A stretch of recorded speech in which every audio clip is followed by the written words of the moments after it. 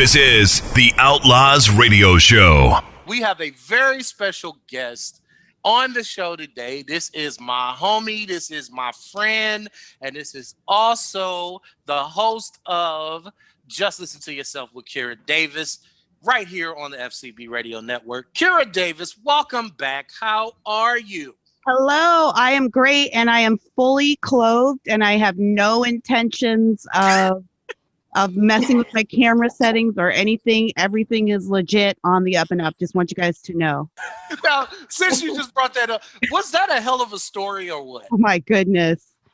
Oh my heavens. Yeah, Jeffrey Toobin, who is a very respected commentator and a journalist for, I believe, is it the Atlantic? The New Yorker. The New Yorker, right. Just kind of one of those guys that everybody like drools over on TV because he's so smart. Well, he was on a work call this week, a Zoom call, and got caught pleasuring himself on the Zoom call. Said he thought the camera was off, and so he apologized for that. But I thought, well, okay, apology accepted, but also why? You were at work. You know, it's funny. Last week when we first brought up this topic, Robin was reading a story about it, and they said in the story that he was performing manual labor. I thought. Oh my goodness! I have to think that somebody like that at some point. By the way, this isn't Toobin's first messy situation. I mean, he's actually not a great guy, and he got a coworker's daughter pregnant and tried to make her have an abortion, and so that his wife wouldn't find out, and that was a big story. He somehow kept his job after that. Right. But you got to think at some point that if you're doing that, maybe there's a little part of you that wanted to get caught, like maybe a little freaky deaky. And there's that little thing like, oh, I thought the camera was off, but there is that subconscious thing in you that's just self-destructive or whatever. Right. I just don't know. Legitimately probably turned him on just getting caught. I bet. There's people like that out there. So we have so much to talk about. There's so much going on. Let's touch on first, pause, considering the last topic. Let me figure out a way to rephrase that. Let's talk a little bit about the presidential election. Obviously, it's coming up. It's almost over, thank God. We are not even close to it being over. I hate to tell you, we are not even close. It does not end on Tuesday. Oh, don't tell me that. You will not know who the winner is on Tuesday or Wednesday when you wake up. Why do we want this to be over? Now, see, Dante, now let me tell you something, Kira. Dante is the youngest out of all of us talking right now. Okay. So he's not as jaded as the rest of us, so he still enjoys the entertainment value of this mess right now. Okay. So he's not ready for it to be over yet. Well, he's in luck. It's not going to be over. We're probably going to be waiting for final results for at least 10 days. And I don't know if even when that 10 days is over, if we'll be done then. There's probably going to be a lot of court challenges. Both sides are lawyered up. So I really do think the American electorate needs to prepare themselves for the inevitability that this just isn't like any other election, and it won't end on Tuesday night. We won't know. Do you think this is going to be worse than 2000? Oh yeah, by 2000 was actually a media created crisis. Bush actually did win Florida quite handily. It was just a court challenge that they had to go through. But if you go through the actual numbers, you go through the counties, you go through the votes, he actually did win very handily. So that was a kind of a media created circus, but this is so much more than that. I mean, we've got COVID changing a lot of the voting, the ways that we vote. So more people are voting by mail than ever. And then in states that have never done vote by mail before. So there's that. And then there's, of course, going to be on both sides both candidates have said, well, yeah, we're obviously going to challenge inconsistencies. We're going to challenge anything that doesn't seem to look right. So yeah, it's if we get, I mean, this does have the potential to land at SCOTUS. It does. Wow. Yeah. So in your view, and we're talking with Kira Davis, of course, make sure that you guys go subscribe to Just Listen to Yourself with Kira Davis, the podcast. Kira, what is your assessment of the election right now? Where do you think things are in your view? Who do you think has the upper hand? All that good stuff. It's so hard to tell. I've been doing a million interviews this week, and like, it depends on which day you catch me. Like, one day I'll be like, you know what, it's Trump in a landslide. And the next day I'm like, I don't know, I think Biden's going to eke this out. And then this morning I got up and I looked at Florida numbers and I was like, I don't know. And then Biden's heading to Minnesota and Michigan and Wisconsin, battleground states that he thought he had. So that tells me that their polling is telling them that it's on the bubble or he's losing, which I think he's losing. And then we just don't know what's going to happen in Pennsylvania. Pennsylvania's a big toss-up this year, and Trump's going to really need it. And Biden typically does well there, but he made the mistake of telling people he wanted to get rid of oil and fracking, and those are big industries in Pennsylvania. So we just don't know. I don't know. I really don't know. There's so much different. There's so much up in the air in this election. Trump supporters are more motivated than ever, but so are people in urban centers who are sick of Trump and want to get rid of him. It's a toss-up at this point, but Trump is he's campaigning hard. If enthusiasm wins an election, then he wins in a landslide. Right. Yeah. I was telling a friend of mine that I've never seen an election like this where there's so many ranges of possibilities. Like it could be a Biden landslide. It could be a close Biden win. It could be a Trump Biden win, or it could be a close Trump win. Or if everything breaks in the president's favor, it could be a Trump landslide. Like I've never seen an election where all of those possibilities are within all of those scenarios are on the table. Right. Like this. I mean, that's the craziest thing right now. There's one thing I want to talk to you about real quick. We have a couple of minutes and then we'll take a break. And then when we come back, I know Dante has a question for you as well. There's been a lot of talk about Trump and black men, particularly young black men. What have you seen on that? What is going on out here? Because it seems to me, and I know I have friends who work in politics, and I've had these conversations off the record. It definitely seems like something different is happening with the black vote. I feel like there is. I mean, there are a few naysayers out there. There are a few people that say we can't really believe the polls. I mean, some of the polls that are saying maybe 30% of black men are planning to vote for Trump. I don't know if it's that high, but I do know that this is the first president I've seen in my voting lifetime who has been the first Republican president who has seemed this attractive to this many black people. And I don't think you can discount the fact that Trump is kind of a baller, and a lot of black dudes like ballers, and he just kind of stands up for himself. And then he's totally pro-capitalist. And before we went to air, we were talking about our friend Sunny Johnson, who I think is one of the most brilliant pundits in the game. And she always says that hip hop culture and rap culture is capitalist culture. So she's like that. The GOP always misses this messaging because they just think of them as vulgar and they don't think of them as businessmen.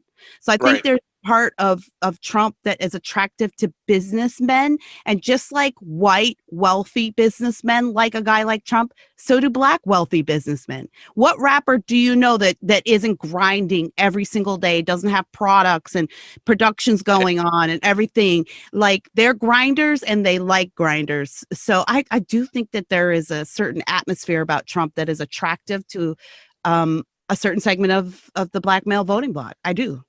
Right. Yeah. I mean, I know, and we got 30 seconds, but I know I've seen enough. Like when I first started seeing it pop up in polling, I didn't believe it.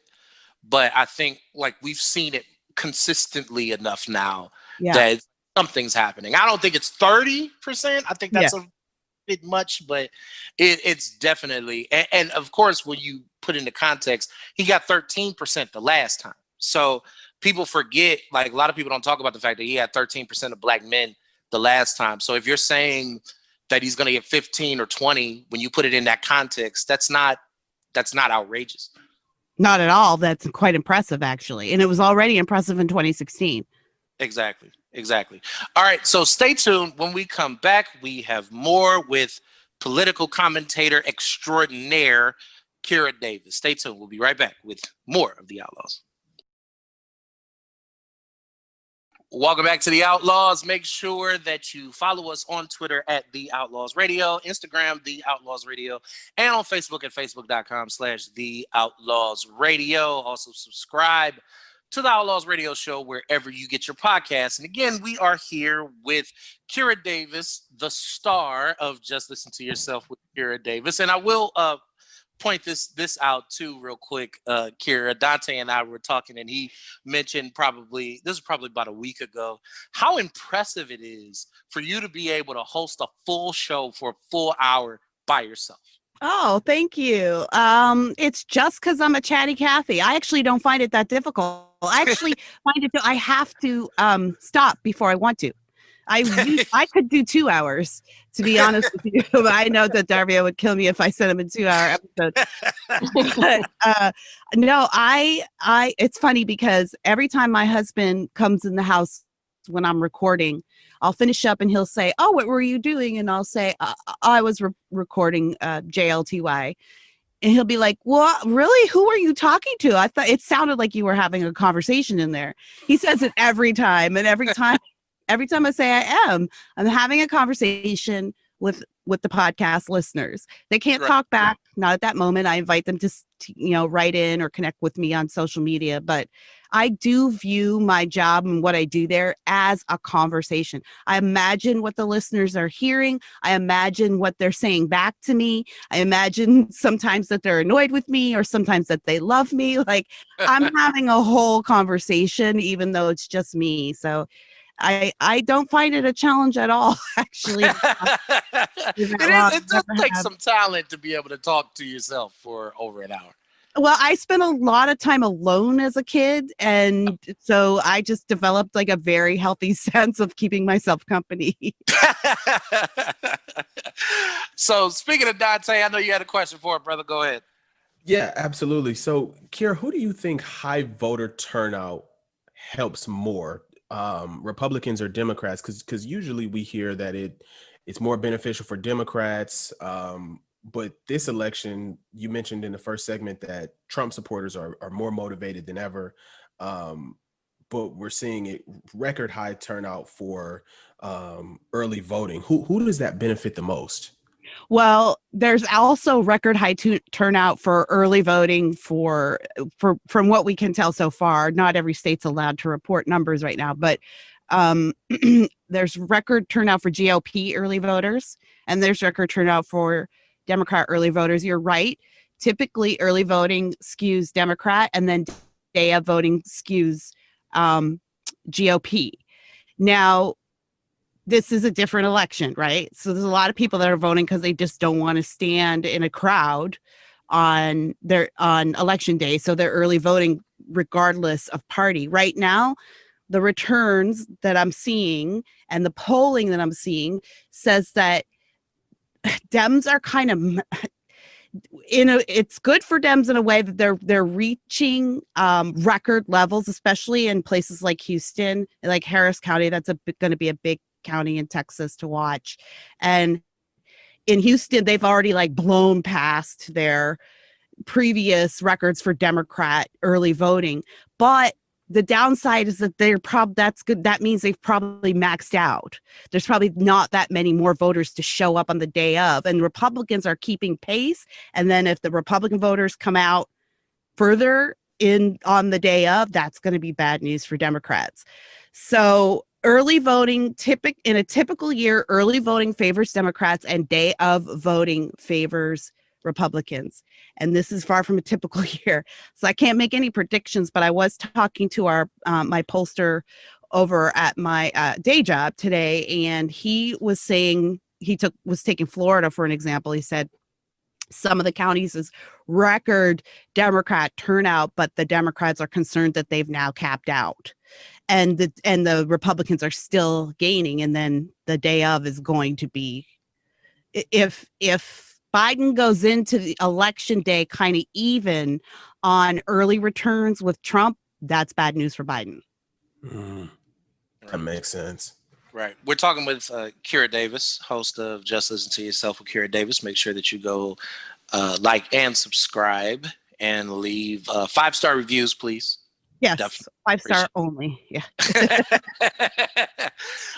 So in this election, the way that things are kind of turning out, like you just said, like we're seeing record turnout in early voting. But in some states, they're not really keeping pace. The Democrats are not really keeping pace with where they would need to be in order to overcome an election day advantage that everybody believes is going to be towards the Republicans. A perfect example of that is in Miami-Dade County, where they have to dominate in order to win that state. But right now, it seems like the Republicans are actually keeping pace. And part of it, again, going back to the general theme, is because of non-white voters. And I've been asking people this off the record just to kind of see what people think. What kind of shock to the system would it send if Trump ends up getting reelected because of non-white voters?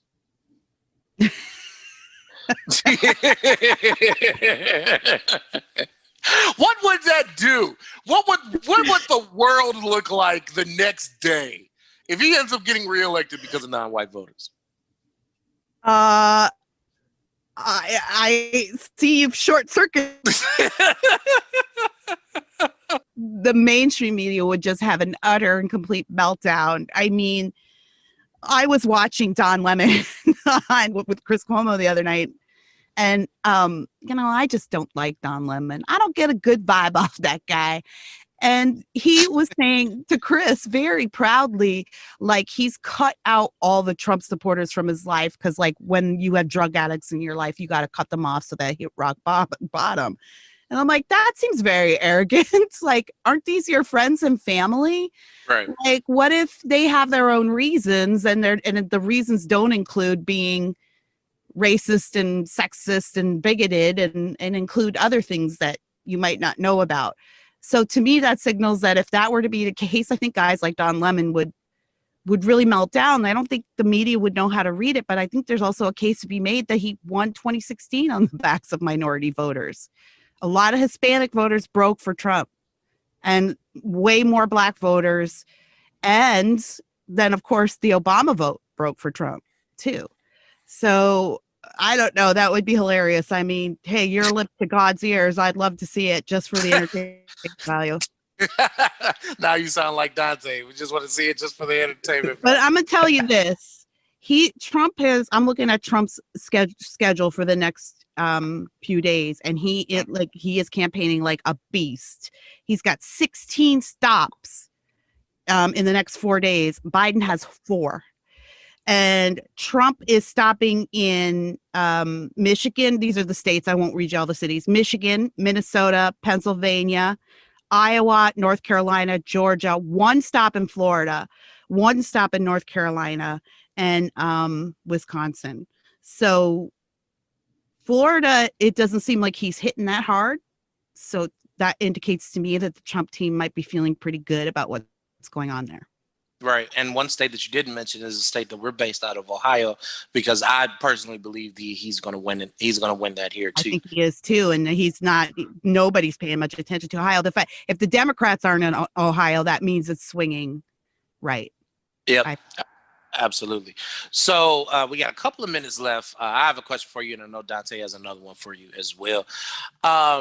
So earlier this week, just to kind of switch gears a little bit, there was a Senate hearing. I believe, it wasn't the Judiciary Committee. It was another committee with the heads of Facebook, Twitter, and Google. And this is something that you've talked about a lot. Also, this has come up in conversation. One of our sister programs actually was blocked from doing an ad on Facebook for a really, really stupid reason.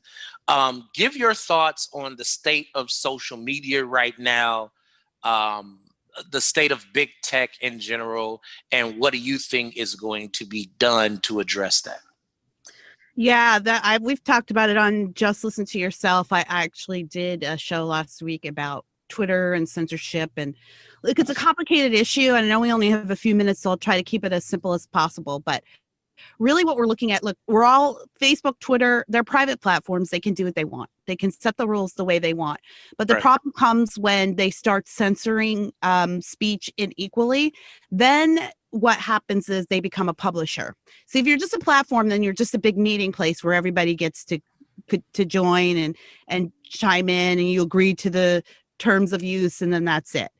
But if you're a publisher, you start editing what comes onto your platform. You start setting rules for what is considered appropriate information. That's what publishers do. That's what your blog does. That's what the New York Times does. So Twitter and Facebook have been acting like publishers. It's actually my opinion that Facebook is looking into becoming a publisher and probably will, which means all that means for you guys who use it is that they will be able to control a lot more of their content, and then they'll be releasing a lot more of their own content, news, shows, stuff like that, which I've already started to do. But Twitter is not. So I think the person who's most at risk here, I think Zuck's going to be fine. I think he knows which way the winds are blowing, and that's where he wants to go anyway. But Dorsey and the Google folks are really playing it fast and loose with First Amendment rules here. And I think if Trump wins, I think what's going to happen is we're going to be looking at a monopoly investigation or monopoly lawsuit, just like we saw with Microsoft in the 90s. Mm-hmm. Yep. All right. Before we wrap it up here, Dante was mentioning before the show started that he wanted to ask you a question about something that I know is going to completely set you off. So I want him to ask it. Go ahead, Dante. Absolutely. Kiera, I wanted to ask you really quick about AB5 in California, because I know this is a passion talking point of yours. And I just reread your article about it potentially having an impact to maybe it could flip California. Do you still think that it's even remotely possible that California could turn red because of AB5?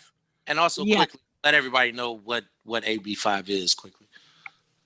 AB5 is otherwise known as a gig economy killer bill. It's a bill that passed this January, and it outlaws independent contracting jobs. It was meant to force Uber and Lyft to make their drivers employees instead of independent contractors. But the bill was so poorly written, and I think that was on purpose, that it actually ended up encompassing over 300 job categories. So people like me, writers, cartoonists, artists, actors, speech therapists, tutors, anybody who contracts their job rather than work for a certain company lost their ability to work overnight. We've been fighting it. It is a devastating bill. It basically makes independent work illegal. You must work for a company. So there's a prop on the ballot this Tuesday, Prop 22, which is aimed at exempting Uber and Lyft from this, and a few other categories we've gotten exemptions through huge fights, but we need the whole thing gone. Excuse me. And so Prop 22 is going to be a huge measure. It'll decide if Uber and Lyft stay in the state or leave the state. So it's been an infuriating ride, and I think because California we're the state that invented the gig economy. You know, the gig it comes from the arts. 75% of Hollywood works on gigs. The opera had to close. Children's theaters had to close. Like, this bill shut down Hollywood. It was really stunning, something to see. And then COVID came along and knocked everything off. But I'll tell you, even before COVID came, people, Democrats, true blue voters, were so upset that they weren't being listened to, that the people they voted for, that the people they support and are loyal to, when they were going and complaining and saying, hey, your dumb bill caught my business and I have to shut down my theater of 30 years. They were like, well, this is the sacrifice you have to make for the greater good. That's the answer everybody was getting. So I'm sitting in meetings with hundreds and thousands of Democrat voters going, I don't like Donald Trump and I hate the Republicans, but I'm voting red this year just to send a message. So yeah, I do think that there's a ability that California could flip. I wrote an article on that in March before COVID hit.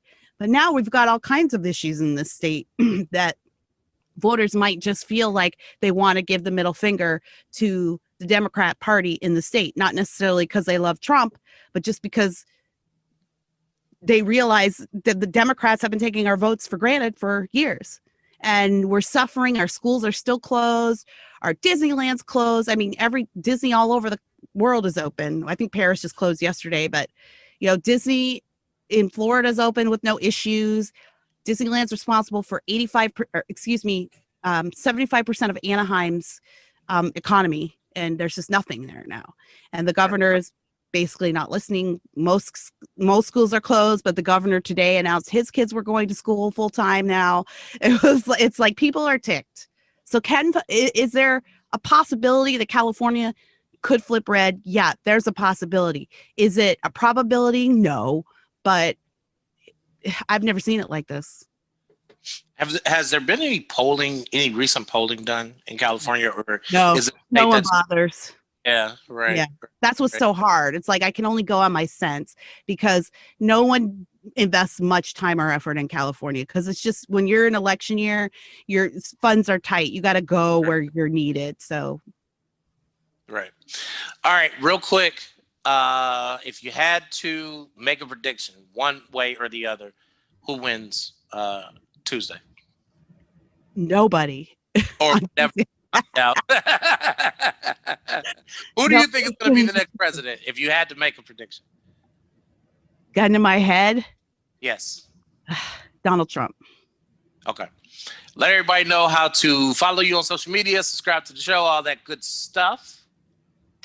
Subscribe to the show. Just Listen to Yourself with Kira Davis. It's available anywhere you find your podcasts. I do appreciate your subscriptions, and also if you could take the time to leave a review. It helps so much. It helps combat the trolls too. Every now and then trolls show up and try to bring your rating down. So that helps. You can follow me on Twitter at Real Kira Davis, and then join me over on my page over at Locals, davisnation.locals.com, that you can have a more private interaction with me. We're going to be doing a live election night chat, and on Sunday night, we're going to actually have a Zoom chat, a live chat, and I'm going to answer everyone's questions. Everyone's got tons of questions for me about how I'm feeling about this election. So I'm setting that up. Yeah.